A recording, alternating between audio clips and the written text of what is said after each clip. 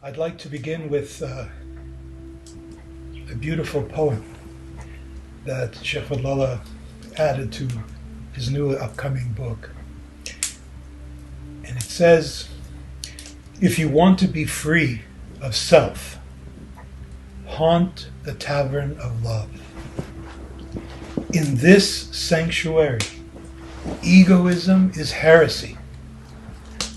Only lovers who have no fear can enter.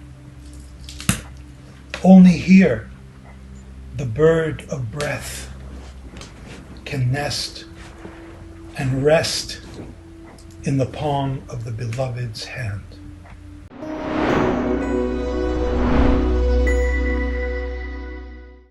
Bismillah ar-Rahman ar-Rahim. Bismillah. Bismillah.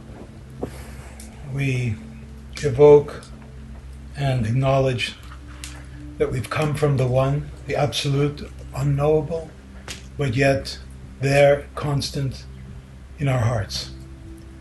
We recognize that that reality is with us, that He is Ar-Rahman Ar-Rahim. He is merciful beyond our capability to grasp and understand, yet He is Rahim, so that we can, in our relative way, in our conditioned way, experience it and have it be a pointer to the ultimate. All the questions that are going to be put forth to Shaykh Fadhlalla today are universal questions that echo in the heart and in the creation of the human being, within the human being, throughout history, and especially what is important to all of us who are seekers, who are wanting to know. These are the questions that are in our hearts now. So pay attention, turn off the cell phone, be quiet, sit in a place where you won't be disturbed, and listen. Listen with your mind, listen with your heart, listen with your whole being. Bismillah. Shaykh Fadhlalla, thank you so much for being here, being present with us. Shaykh Fadhlalla, what is the ultimate source of discontent and suffering for the human being?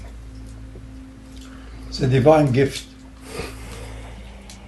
There are numerous drives in each living entity, whether it's an ant, a mouse, or a horse, or a human being. There are drives in us. There are forces that propel us towards higher levels of consciousness. So suffering, discontentment, misery, illness, pain, all of them are part of this orchestration of drives. Whatever is alive has been touched by the ever-living, and the ever-living is ever-perfect. Is not subject to space and time, or good or bad, or happiness or unhappiness. It just is, in utter perfection, timeless, boundless, eternal. Now, so we are all touched by that. Therefore, we are upset if anything is interrupting that perfection zone that we are all the time calibrating with. We all want to be happy, content, secure. Lose myself, because the self is a shadow of the soul. So we're all the same, we're all driven towards higher level of consciousness, which is what radiates from the soul itself, from the spirit itself, from the divine light within the heart itself. Each living entity, once it has been touched by life, is obsessed with life and was that forever. It wants to continue to be connected with life, continuously with life, and maintaining consciousness. When you suddenly find you have an hour more in your hand because you made a mistake, you are delighted. You have an hour extra. More experience of being alive. And when you discover also you have 5 hours behind, you're quite upset because you lost time. I lost the whole day. He caused me. It's all loss and gain. That's why each one of us is a trader. We want more time to have on our hand, less time lost. Meaning, we want eternal presence of that connectedness with time itself, eternally. That's the nature of the soul. So what you want is already there, but you're looking somewhere else and not being able to close down all of the distractions, the fears, the anxieties, to help us to focus until you lose focus, until you lose all in that which is neither found nor lost. That is the state of your soul. So we suffer because we have not yet been touching, calibrating with, recharging from that ever-present divine source within the heart. Perfect design.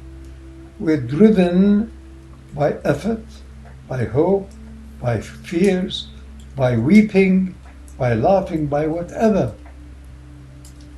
We love hope. What is hope? Tomorrow may be better, may be easier. The after may be more natural for you to be constantly touching the infinite whilst living, communicating, interacting with the finite. That's all what it is. There's nothing more you can do.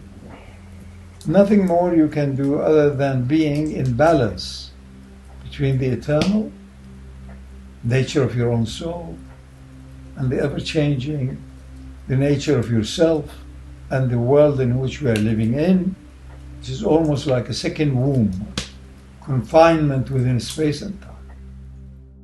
It seems like what you're pointing to is that, to give you an example, is that when I'm going to make my salat, and I've heard this from so many people, prayer or meditation, as soon as I make that intention and I sit quietly, instantly the mind comes into play.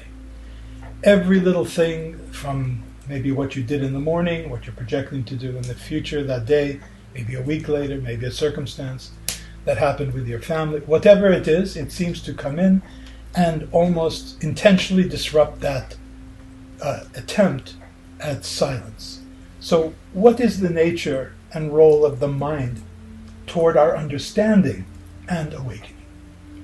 Anything that exists has been touched by the source of life. Anything that has been touched by life asserts itself. It's not just the mind, it's not just the bacteria, it's not just the lion. Everything, anything that has been touched with life is in ecstatic reverence, love, and obsession with life itself. Mind is one of those. It wants to assert itself. The ego is the same. You see. They are cousins. It wants to assert itself. Me.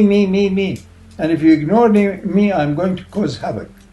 It's like a child. 2-year-old, 3-year-old, they come to the living room. If you don't give them attention, they're playing God. God's light is emanating from their heart. But they are at a stage of consciousness that none of these different levels of consciousness, let alone discrimination and referencing, none of these have been developed as yet. And in most people, it never gets developed. You find people in their 60s, 70s, they're still acting like stupid children. At least there is a hope for a 3-year-old, 4-year-old. But so, mind is that. It is.